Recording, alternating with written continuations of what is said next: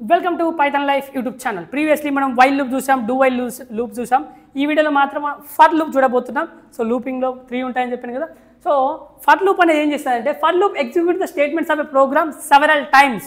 ఒక ప్రోగ్రామ్ యొక్క స్టేట్మెంట్ని సెవరల్ టైమ్స్ రిపీటెడ్లీ ఎగ్జిక్యూట్ చేస్తుంది. ఎప్పటి వరకు? మనకి ఇచ్చిన కండిషన్స్ అనేది ఫాల్స్ అయ్యేంత వరకు. చూడండి, for loop execute the statements of a program several times repeatedly until a given condition return false. ఆ కండిషన్ అనేది ఫాల్స్ అయ్యేంత వరకు సెవరల్ టైమ్స్ ఆ ప్రోగ్రామ్ యొక్క స్టేట్మెంట్స్ అనేది సెవరల్ టైమ్స్ రిపీటెడ్లీ ఎగ్జిక్యూట్ అవుతాయి. సో మనం ఇప్పుడు దానికి సంబంధించిన సింటాక్స్ చూద్దాం. సింటాక్స్ ఏంటి? For initialization. చూడండి, ఇంతకుముందు మనం ఇనిషియలైజేషన్ డైరెక్ట్ అయిపోయింది. ఏంటి? ఇంట్ i = 1, తర్వాత వైల్ తీసుకునే వాళ్ళం. ఓకే, సో వైల్ తర్వాత కండిషన్ ఇలా రాసేవాళ్ళం. కానీ ఇక్కడ చూడండి, మీరు ఈ ఫర్ లూప్లో ఏమవుతుంది? చూడండి, కంపల్సరీ అంటే ఏమంటారు, ఇనిషియలైజేషన్ అనేది దీంట్లోనే అవుతుంది. ఓకే, ఇనిషియలైజేషన్ దీంట్లో అవుతుంది. తర్వాత కండిషన్ రాస్తున్నాను నేను, సెమికాలం పెట్టి కండిషన్, తర్వాత సెమికాలం పెట్టి ఇంక్రిమెంట్ అండ్ డిక్రిమెంట్ రాస్తున్నాను. సింటాక్స్ గమనించండి. ఫర్ తర్వాత ఓపెన్ బ్రాకెట్లో ఇనిషియలైజేషన్, తర్వాత సెమికాలం పెట్టి కండిషన్, తర్వాత సెమికాలం పెట్టి ఇంక్రిమెంట్ అండ్ డిక్రిమెంట్ రాశాను. ఓకే, ఈ విధంగా సింటాక్స్. కర్లీ బ్రేసెస్ ఓపెన్ చేయండి, క్లోజ్ చేయండి, స్టేట్మెంట్స్. సో ఇప్పుడు ఇంకోటి గుర్తుపెట్టుకోండి, ఏంటంటే ఫస్ట్ ఇనిషియలైజేషన్ అవుతుంది, తర్వాత సెకండ్ దేనిది ఇనిషియలైజేషన్, తర్వాత కండిషన్ చూస్తాం. ఓకే, తర్వాత థర్డ్ ఏమవుతుంది? Statements. Okay, first initialization, second condition, third statements, తర్వాత ఫోర్త్ ఇంక్రిమెంట్ డిక్రిమెంట్. ఏమవుతుంది? స్టేట్మెంట్స్ తర్వాత ఇంక్రిమెంట్ డిక్రిమెంట్ అవుతుంది, తర్వాత ఫిఫ్త్ ఇది అవుతుంది. ఓకే, సో ఇది లూప్. ఇక తర్వాత ఏమవుతుంది? కండిషన్ చెక్ అవుతుంది, కండిషన్ ట్రూ అయితే మళ్ళీ స్టేట్మెంట్స్ ఎగ్జిక్యూట్ అయిన తర్వాత ఇంక్రిమెంట్ డిక్రిమెంట్ అయ్యి మళ్ళీ కండిషన్ చెక్ అవుతుంది. ఇలా లూప్ అవుతుంది. ఇక్కడ నుంచి ఇటు. ఓకే, కనిపిస్తుంది ఇక్కడ. ఫస్ట్ ఇనిషియలైజేషన్, తర్వాత కండిషన్, థర్డ్ వన్ స్టేట్మెంట్స్, తర్వాత ఇంక్రిమెంట్ డిక్రిమెంట్, తర్వాత కండిషన్, మళ్ళీ కండిషన్ తర్వాత statements, increment decrement. Condition false అయ్యేంత వరకు ఇలా ఎగ్జిక్యూట్ అవుతూనే ఉంటుంది. Okay, simple. ఈ విధంగా గుర్తుపెట్టుకోండి. మీరు ఈ నెంబర్స్ కూడా కావాలంటే రాసుకోండి. 1 2 3 4 5 మళ్ళీ ఇలా లూప్ అవుతుంది.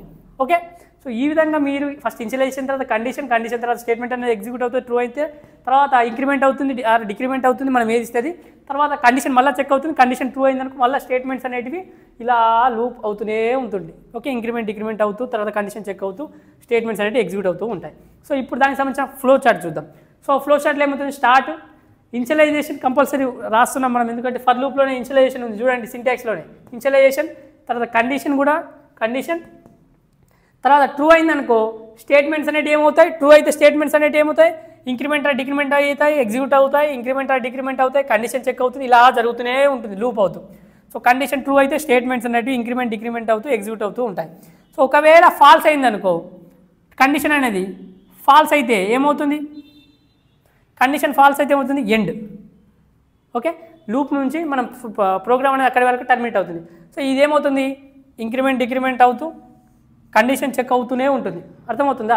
ఇది చూడండి, condition statements increment decrement condition. ఇక చూడండి, condition statement increment decrement, condition statement increment decrement, తర్వాత మళ్ళీ కండిషన్. సో ఈ విధంగా లూప్ అనేది ఇక్కడ లూప్ జరుగుతుంది. చూస్తారా, ఇక్కడ లూప్ ఇలా లూప్ అవుతూనే ఉంటుంది. ఇక చూడండి. సో ఒకవేళ కండిషన్ మధ్యలో ఫాల్స్ అయిందనుకో ఆటోమేటిక్గా ఎండ్ అయిపోతుంది అక్కడి వరకు. సో ఈ విధంగా గుర్తుపెట్టుకోవడానికి ప్రయత్నించండి మీరు. సో ఈ విధంగా మీరు గుర్తుపెట్టుకుంటే ఈజీ అవుతుంది. ఇక్కడ లూప్ అవుతుంది, ఇది కావాలంటే ఇక్కడ ఇలా పెట్టుకొని గుర్తుంటుంది. ఓకే, సో ఈ విధంగా మనకు ఇక్కడ లూప్ అనేది జరుగుతుంది, ఇలా లూప్. ఓకే, సో ఇప్పుడు దానికి సంబంధించిన ప్రోగ్రామ్ చూద్దాం. ఇక్కడ ఏంటి? 1 to 10 నేను ప్రింట్ చేయాలనుకుంటున్నాను. సో 1 to 10 ప్రింట్ చేయాలనుకుంటున్నాను కాబట్టి నేను ఏం చేస్తున్నాను? హెడర్ ఫైల్ ఇచ్చాను, మెయిన్ ఫంక్షన్ ఇచ్చాను, మెయిన్ తర్వాత ఓపెన్ కర్లీ బ్రేసెస్ ఇచ్చాను. సో ఇప్పుడు కండిషన్ రాశాను, ఏంటి? ఫర్ సింటాక్స్ రాశాను. ఫర్ ఇంట్ i = 1 ఇనిషియలైజేషన్ చేశాను. i <= 10 సెమికోలన్ i = 1 ఇంట్ i ఈక్వల్ టు 1 అనేది ఇనిషియలైజేషన్, ఇది కండిషన్, ఇది ఇంక్రిమెంట్ అవుతుంది. ఓకే, సో ఇప్పుడు ఏం చేశాను, మళ్ళీ ఫర్కి కర్లీ బ్రేసెస్ ఓపెన్ చేశాను. ఇప్పుడు ప్రింట్ఎఫ్ స్టేట్మెంట్ రాశాను, పర్సెంటైల్ డి, ఎందుకు ఫార్మాట్ స్పెసిఫైర్ ఇంటీజర్ది పర్సెంటైల్ డి కాబట్టి, తర్వాత i, తర్వాత క్లోజ్ చేశాను, ఫర్ లూప్ అయిపోయింది. సో ఇప్పుడు రిటర్న్ 0, సో మెయిన్ ఫంక్షన్ కూడా క్లోజ్ చేసేసాను, curly braces open and close. So ఈ విధంగా చూడండి, ఇదేంటి ఇనిషియలైజేషన్, ఇదేంటి మన కండిషన్, ఇదేంటి ఇంక్రిమెంట్. సో ఇక్కడ చూడండి initialization, condition, increment and decrement వచ్చిందా లేదా. సో ఈ విధంగా మనం ఫర్ లూప్ని యూజ్ చేసుకొని ఇప్పుడు నేను ఏం చేస్తాను, 1 2 3 4 5 6 7 8 9 10 ఇలా ప్రింట్ చేయొచ్చు. ఎట్లా, ఇప్పుడు ఫస్ట్ నేను ఏం చేస్తాను, i ఈక్వల్ టు 1 అన్నాను. సో i ఈక్వల్ టు 1 అనేది ఏమవుతుంది, ఇక్కడ రాస్తాను చూడండి, i ఈక్వల్ టు 1 తీసుకున్నాను. 1 అనేది less than or equal to 10. Okay, less than or equal to 10 కాబట్టి ఏమవుతుంది, సో 1 అనేది వెళ్ళిపోతుంది. సో ఫస్ట్ 1 ప్రింట్ అవుతుంది, తర్వాత ఇంక్రిమెంట్ అవుతుంది 2, తర్వాత 3 ఇలా.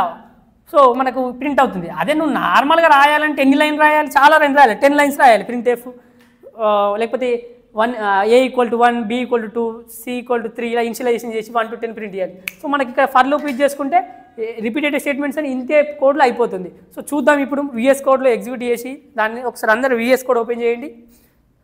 VS కోడ్ అందరూ ఓపెన్ చేస్తే మీకు అర్థమైపోతుంది.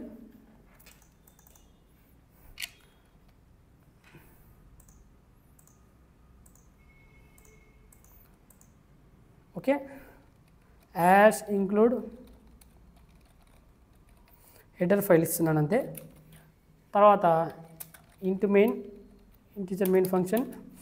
So for